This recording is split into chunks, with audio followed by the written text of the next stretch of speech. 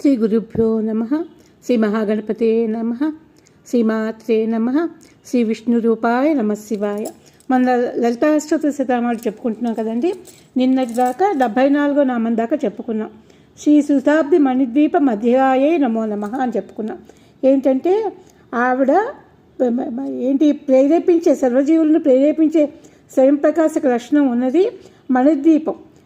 అది జ్ఞానప్రకాశం, అది దివ్యమైంది, పరమానందమైనటువంటి అమ్మవారి దర్శనం లభించిందా మనకు అనంతమైన ఆనందం పొంగులు వస్తుందన్నమాట. భగవత్ అనుభవమే లక్షణమే శుద్ధాబ్ది. నిన్న ఇక్కడ దాకా చెప్పుకున్నామండి.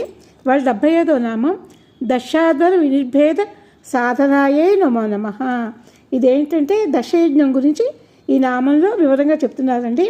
అమ్మవారు సతీదేవిగా దక్షుడి కూతురిగా అవతరించి శివుని చేపట్టారు. కానీ దాక్షాయణి అని ఆ తల్లికి పేరున్నప్పటికీ శివనిందాపురుడైన దక్షునికి కూతురిగా ఉండకూడదు అని నిర్ణయించుకుంది ఆవిడ. శివుడు లేని యజ్ఞం తలపెడితే అతన్ని మందలించి చెప్తూ తన దేహాన్ని ఉపసంహరించుకుంటాను అన్నది.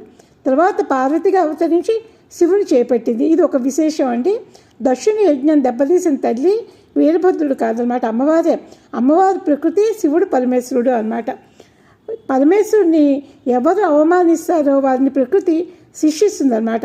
కొంతమంది ఆ పరమేశ్వరుడు ఎవరు అంతా నా నిర్వాకమే అనుకుంటూ ఉంటారు కదండి. తమను తామే సమర్థులు అనేవారు అనుకునే వాళ్ళందరూ కూడా దక్షులే అన్నమాట. అమ్మవారి దైవంలో కూతురిగా వస్తే అమ్మవారి తన దైవంలో కూతురిగా అవతరిస్తే దక్షుడు నా కూతురు కదా, నా మాట వింటుంది అనుకున్నాడు. కూతురికి ఆధారమైనటువంటి పరమేశ్వరుని మర్చిపోయాడు అనమాట.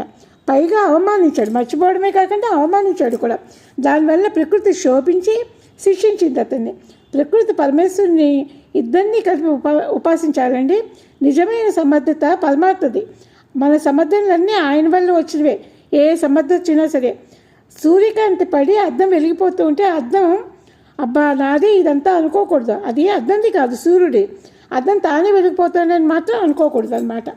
76వ నామం నుండి శ్రీనాథ సోదరీభూత శోభితాయే నమో నమ.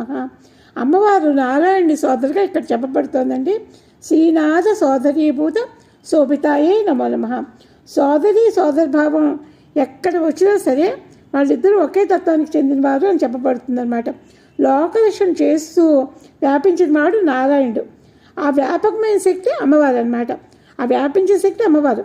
నారాయణుడికి అసలు భేదమే లేదండి. పద్మనాభ సహోదరి అని కూడా అంటారు కదా. ఉన్నది ఒకటే శక్తి అన్నమాట.